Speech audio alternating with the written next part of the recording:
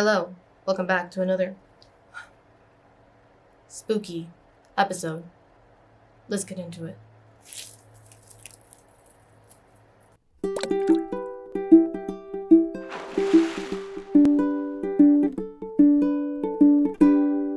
Welcome back to another episode. So in today's, we're going to be doing the Draw This in Your Style challenge process video, where I do Ant Morse Jr.'s 11K Draw This in Your Style challenge and Maddie Art's 325K Draw This in Your Style challenge. So for some of you guys who don't know what that is, it's basically when artists celebrate a milestone that they did, whether it's followers or something awesome happened in their life, or they're just doing it for fun. And they put it out there, and other artists, like me, goes and draw it in their style. So you're not technically copying it, you're showing what the character or the environment would look like in your style. And I'm gonna go over the process for me with you guys and kind of why they're my influencers. And also, I got into a little art block in this process, and I kind of want to go over with you guys and how these help me get back in the groove of things. And I hope this helps you guys. And I won't go too much into details about art blocks because I know some of you guys messaged me already about making a video on what I do with my art blocks and how I go into the process for myself and what tips to give to you guys. So let's get into this. So before getting into the art block, this is the reference that I use. I picked this piece from Pinterest, our lovely friend, and I chose it for the pose and the hands since I need to practice that more, and of course for that blood latte she's holding. Honestly, lattes are great. I don't know if I'll give this one a try. Maybe if I was a vampire. I don't know. We'll see. And before going on this trip, I decided I wanted to do traditional sketchbook style, take a break from the digital world for a bit. And I was gonna draw on a plane, and maybe some of the nights that we were staying in our hotel. Well, while we were on the plane, I kind of forgot how shaky it could be. It's not shaky, but you know, when the wind hits the plane a little bit, it throws off your line that you were making. So, and then the person in front of me kept shaking the table that you put down and like almost knocked down my drink. And then the person behind me, my mother, kept kicking our chairs. We had to ask them multiple times to stop. One of them was a kid, and I know they're very uneasy on the plane. So instead of drawing, I just took a nap. I wasn't feeling it. But when we were at our vacation, I had a chance to sketch, and nothing was coming out well. I sketched and sketched and sketched, and maybe because my brain was on vacation mode, nothing was going well. So I took a break and enjoyed my vacation while I was there. After I got back from my vacation and settled down back home, I was still struggling with the piece that I wanted to get down. I had to rest. I gotta do some self-care, take a break, play some video games.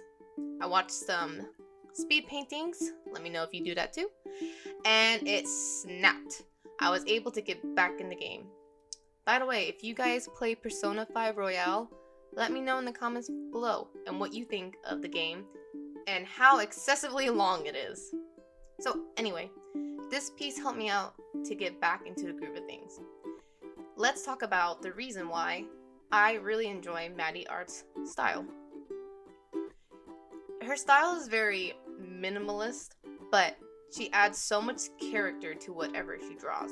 Her line work is like a sketching style, and her coloring, shading, and highlighting seems so simple but brings the piece to life. She makes drawing seem so flawless, and I just enjoy watching her speed painting. I'm on her Patreon, and she shares her speed painting and step by step. I just get sucked into the videos every single time, and I feel so inspired. Sometimes I'll take my lunch break and I'll watch her, or I'm waiting on... Her body shapes are very shapy. If you're an artist and you went to art school, you kind of know what I'm saying when she uses simple shapes like triangles and squares and circles just to create pieces and characters. And it helps remind me that every style is different, and to just be you when you draw and stay true to your style. It took me a long time and I kept comparing myself, but honestly, I'm getting the hang of it, and also making these YouTube channels is helping, not YouTube channel, but the videos are helping me find out my style and to feel comfortable in my own skills.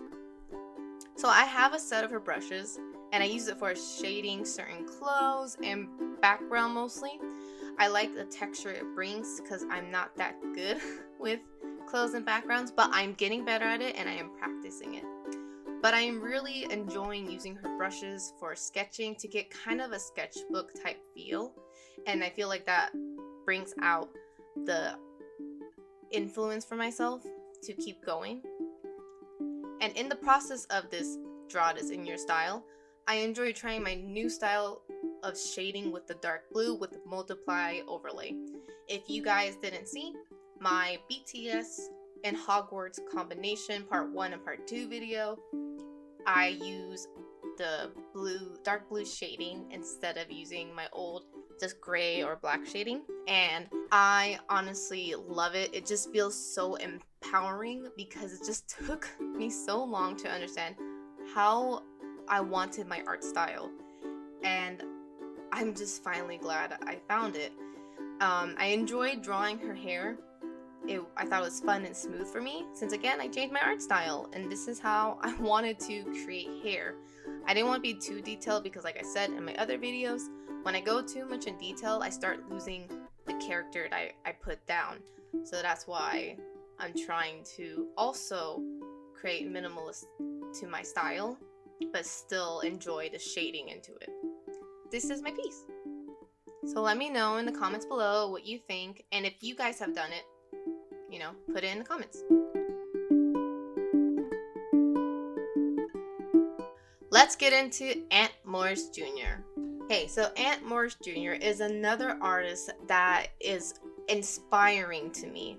He's one of my favorites and my top artists that I hope to achieve on their level one day in the future. Now, I found this artist while he was actually promoting his character for a game he's working on about his brother.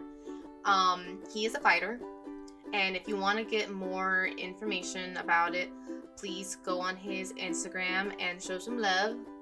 Check it out. So let's talk about his art. So his art for me, it's very vibrant. The colors stand out and his line work is just very clean. He has a prominent art style that you can tell that it is his art when you look at it right away.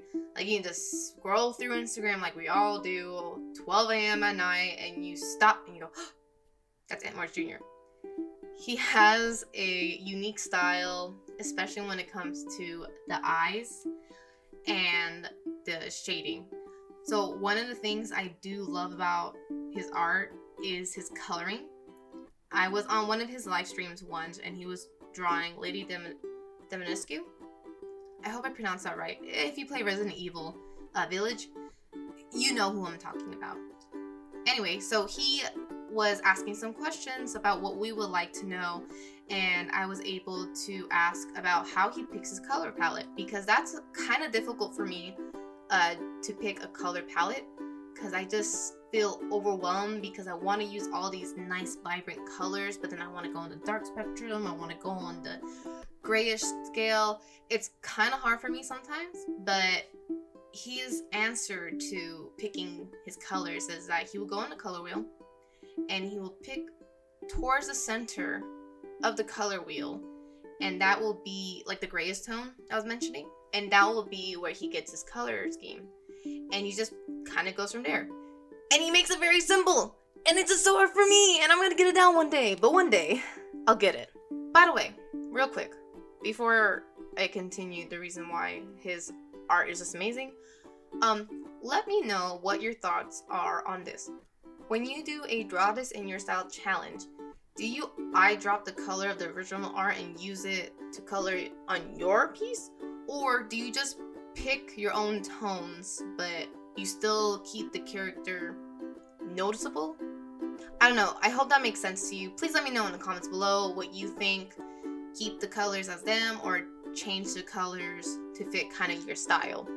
He's also just a very cool person. He answers his followers' questions. He even shares their art on his stories and to his account, and I think that he's honestly a very down-to-earth person. Pretty awesome.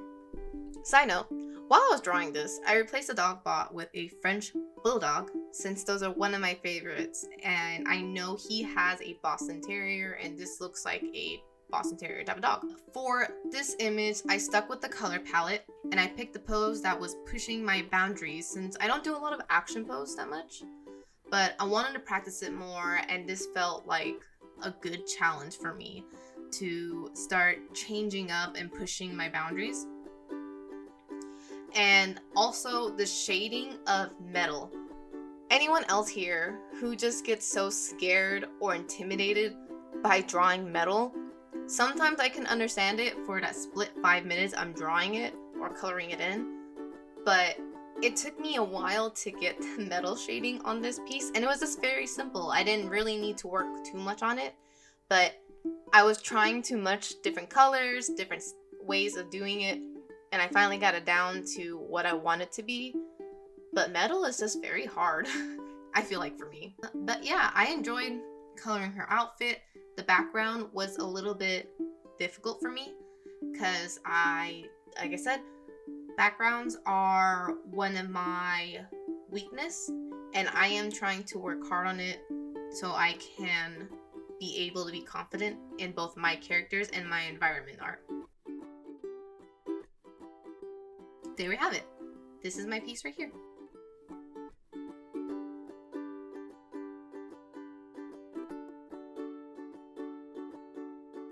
So these are my two Draw This in Your Style Challenge, DTYIS. Yes.